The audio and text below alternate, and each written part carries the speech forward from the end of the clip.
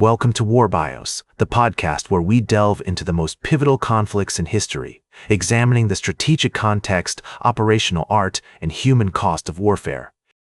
I'm your host, General Biography, and today we're going to explore one of the most decisive battles of the ancient world, the Battle of Pydna, fought on a fateful day in 68 BC. The region was home to a plethora of city-states, each with its own distinct culture and traditions, yet all sharing a common Hellenistic heritage. The city of Pella, with its impressive palace and vibrant marketplace, served as the capital of Macedon, while the nearby town of Pydna would soon become the site of a pivotal battle that would shape the course of history. To understand the origins of the Battle of Pydna, we must first examine the complex web of alliances and rivalries that emerged in the Mediterranean during the 2nd century BC. The Roman Republic, having recently defeated Carthage in the Second Punic War, was expanding its territories and seeking to establish itself as a dominant power in the region. Meanwhile, the Hellenistic kingdoms, including Macedon, the Seleucid Empire, and the Ptolemaic Kingdom, were vying for control of the eastern Mediterranean.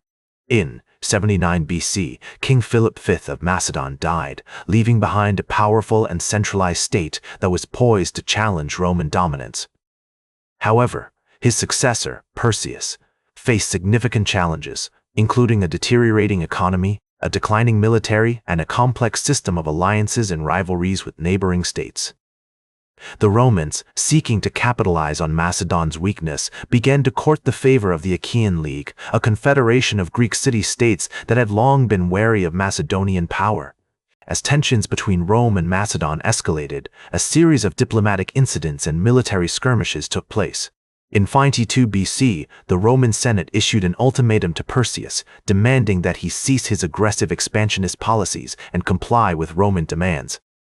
However, Perseus refused to back down, and in 71 BC, Rome declared war on Macedon. The initial campaign, led by the Roman consul Publius Licinius Crassus, was marked by a series of indecisive battles and skirmishes. The Romans struggled to adapt to the rugged terrain of Macedon, while Perseus's army employed innovative tactics, including the use of cavalry and light infantry. Despite being outnumbered, the Macedonians were able to hold their own against the Roman legions, and the war dragged on for several years. The die had been cast, and the fate of Macedon, Rome, and the entire Greek world hung in the balance. The Roman legions, led by the brilliant and ruthless Lucius Aemilius Paulus, were determined to crush the Macedonian phalanxes and assert Roman dominance over the region. The Romans, with their disciplined triplex aces formation, were a force to be reckoned with, while the Macedonians, with their formidable phalanx formation, were confident in their ability to withstand the Roman onslaught. As the battle commenced, the sound of clashing steel and the scent of sweat and blood filled the air, as the two armies clashed in a frenzy of violence. The Roman legions, led by Paulus, employed innovative tactics, using their velites and hastati to weaken the Macedonian phalanx before launching a decisive assault with their principes and triarii. Meanwhile, the Macedonians, under the command of Perseus, relied on their traditional phalanx formation with its long pikes and impenetrable shield wall.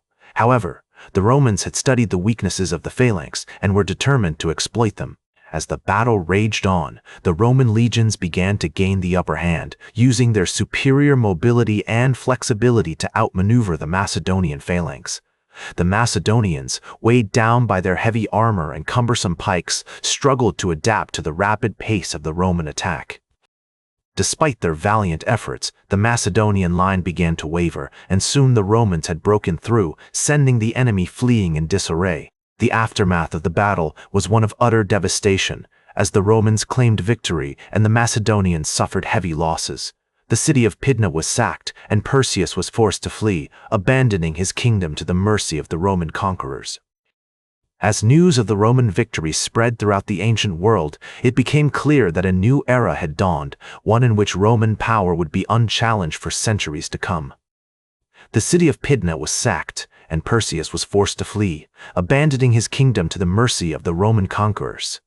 The Roman legions, led by Lucius Aemilius Paulus, asserted their dominance over the region, and Macedon was divided into 4 separate republics, each governed by a Roman prefect. The once mighty phalanx formation, which had been the backbone of the Macedonian army, was disbanded, and the Romans imposed their own system of governance, taxation, and administration. As the years passed, the Macedonian kingdom was gradually absorbed into the Roman Empire, losing its independence and cultural identity. The city of Pella, once the capital of Macedon, was reduced to a mere shadow of its former self, and the famous Macedonian nobility was either exterminated or assimilated into the Roman aristocracy. Despite this decline, the legacy of the Macedonian kingdom continued to shape the ancient world. The Romans, who had once been wary of the Macedonian phalanx, now adopted many of its tactics and strategies, incorporating them into their own military formations.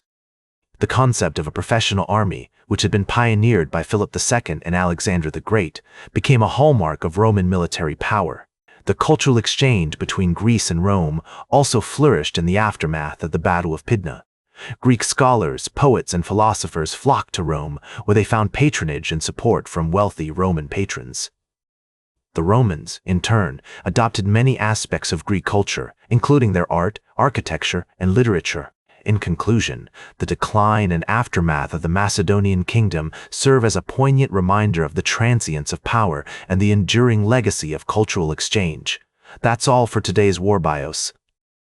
Remember to like, share, and subscribe, and until next time, I'm General Biography reminding you to keep marching toward victory.